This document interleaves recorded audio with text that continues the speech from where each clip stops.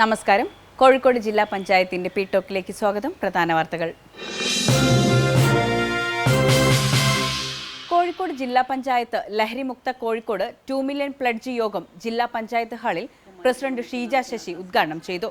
Vice president advocate P Gavas അധ്യക്ഷനായി.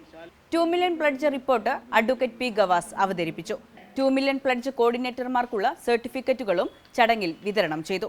പദ്ധതിയുടെ ഭാവി പരിപാടികളുടെ ഭാഗമായി ഒളിയിടങ്ങൾ പൊതുയിടങ്ങളാക്കി മാറ്റുക, സാംസ്കാരിക ബസ് യാത്ര തുടങ്ങിയ പരിപാടികൾ നടത്താൻ തീരുമാനമായി.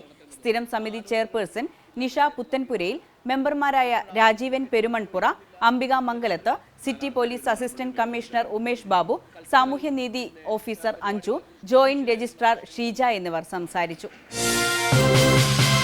സ്ത്രീകളുടെ ആരോഗ്യ സുരക്ഷയ്ക്ക് പ്രാധാന്യം നൽകുന്ന സ്ത്രീ strengthening her to empower everyone ക്യാമ്പയിന് ജില്ലയിൽ തുടക്കമായി. മാർച്ച് 8-ന് അന്താരാഷ്ട്ര വനിതാ ദിനം വരെ നീളുന്ന ക്യാമ്പയിന്റെ ഭാഗമായി പ്രത്യേക പരിശോധനകളും ബോധവൽക്കരണവും സംഘടിപ്പിക്കും. എല്ലാ ജനകീയാരോഗ്യ കേന്ദ്രങ്ങളിലും ചൊവ്വാഴ്ചകളിൽ വുമൺ വെൽനസ് ക്ലിനിക്കുകൾ ഒരുക്കും. ചൊവ്വ, വ്യാഴം, ശനി ദിവസങ്ങളിൽ അയൽക്കൂട്ട സ്ക്രീനിംഗ് ക്യാമ്പുകളും നടത്തും.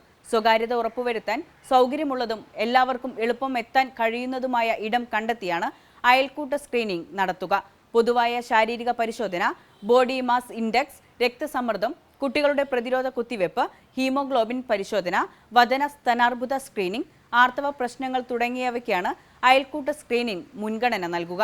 പരിശോധനാ വിവരങ്ങൾ ഓൺലൈനായി സൂക്ഷിക്കും. എല്ലാ കുടുംബാരോഗ്യ കേന്ദ്രങ്ങളിലും സാമൂഹിക ആരോഗ്യ കേന്ദ്രങ്ങളിലും ആഴ്ചയിലൊരിക്കൽ സ്പെഷ്യലിസ്റ്റ് ഡോക്ടറുടെ സേവനം ഉറപ്പാക്കും. പരിശോധനകളിൽ വിദഗ്ധ ചികിത്സ വേണ്ടവരെ മികച്ച ആശുപത്രികളിലേക്ക് റഫർ ചെയ്യും. ക്യാമ്പയിന്റെ ജില്ലാതല ഉദ്ഘാടനം പാലാഴി ജനകീയാരോഗ്യ കേന്ദ്രത്തിൽ Olavanna panchayat president advocate P Sharudi നിർവഹിച്ചു. അഡീഷണൽ ജില്ലാ medical officer doctor V P. Rajesh അധ്യക്ഷനായി. Deputy DMO doctor VR Lathika, doctor Sindhukala, doctor Bhavila, doctor KT Moosin, Padmini, Ramani, Mridula Bai, VK Padmanabhan, P Shiny, Shaija, Sindhu, Usha, Radhakrishnan, Shiny, Jayadevan തുടങ്ങിയവർ സംസാരിച്ചു.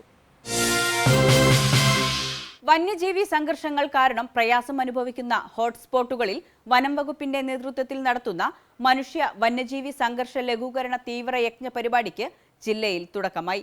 3 ഘട്ടങ്ങളിലായി നടപ്പാക്കുന്ന പരിപാടിയുടെ 1ാം ഘട്ടമായ സെപ്റ്റംബർ 16 മുതൽ 30 വരെ ഹെൽപ്പ് ഡെസ്കുകൾ വഴി പരാതികൾ ശേഖരിക്കുകയും ഫലപ്രദമായ പരിഹാരങ്ങൾ കണ്ടെത്തുകയുമാണ് ലക്ഷ്യമിടുന്നത്.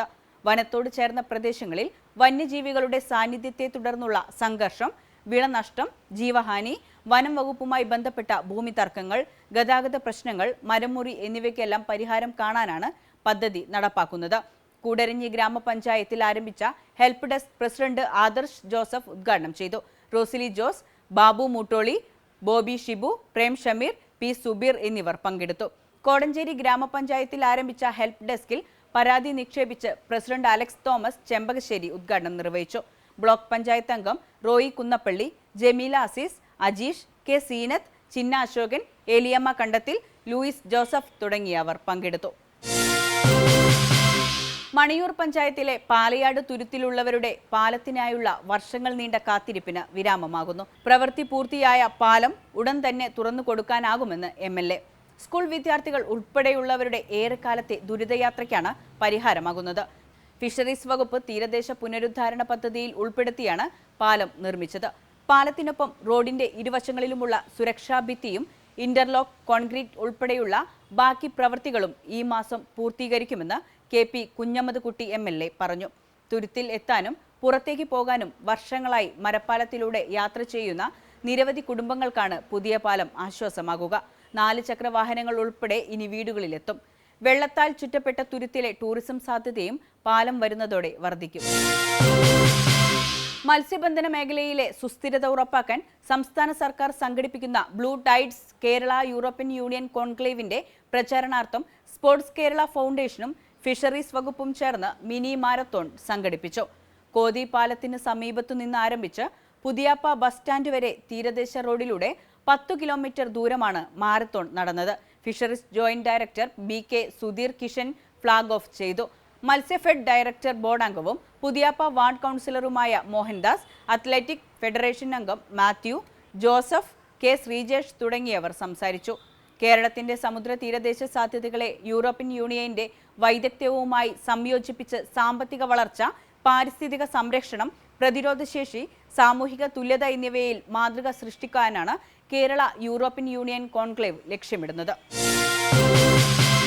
ഇനി കോഴിക്കോട് ജില്ലയിലെ പ്രധാന അറിയിപ്പുകൾ നോക്കാം.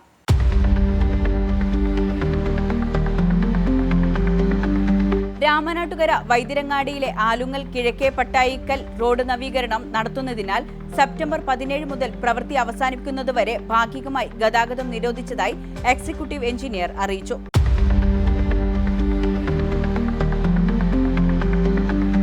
വടകര കോളേജ് ഓഫ് എഞ്ചിനീയറിംഗിൽ കമ്പ്യൂട്ടർ സയൻസ് ഡിപ്പാർട്ട്മെന്റിൽ കരാർ അടിസ്ഥാനത്തിൽ അസിസ്റ്റന്റ് പ്രൊഫസറെ നിയമിക്കും. യോഗ്യത കമ്പ്യൂട്ടർ സയൻസിൽ 1ാം class M Tech, electronics and communication 1ാം ക്ലാസ് എംടെക് ബിരുദമുള്ളവരെയും പരിഗണിക്കും. അസൽ സർട്ടിഫിക്കറ്റുകളും സഹിതം സെപ്റ്റംബർ 18 രാവിലെ 10 കോളേജ് ഓഫീസിലെത്തണം. ഫോൺ 9745394730 0496253625.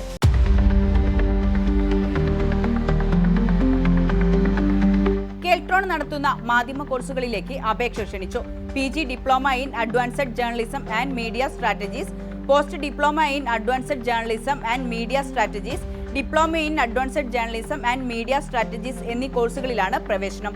ബിരുദം നേടിയവർക്കും +2 കഴിഞ്ഞവർക്കും അപേക്ഷിക്കാം. സെപ്റ്റംബർ 25 വരെ അപേക്ഷ നൽകാം. വിലാസം: കെൽട്രോൺ നോളജ് സെന്റർ, 3ാം നില, Ambedkar building, railway station, link road, Kozhikode 673002.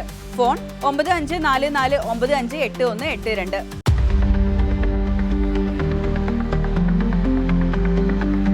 Kerala നാളികേര വികസന കോർപ്പറേഷൻ ലിമിറ്റഡിന്റെ 2025-2026, 2026-2027, 2027-2028 സാമ്പത്തിക വർഷങ്ങളിലെ ഇന്റേണൽ ഓഡിറ്റ് നടത്തുന്നതിന് CA സ്ഥാപനങ്ങളിൽ നിന്ന് താൽപര്യപത്രം ക്ഷണിച്ചു.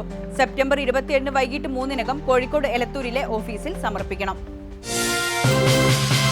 ഈ വാർത്താ ബുള്ളറ്റിൻ ഇവിടെ അവസാനിക്കുന്നു. നമസ്കാരം.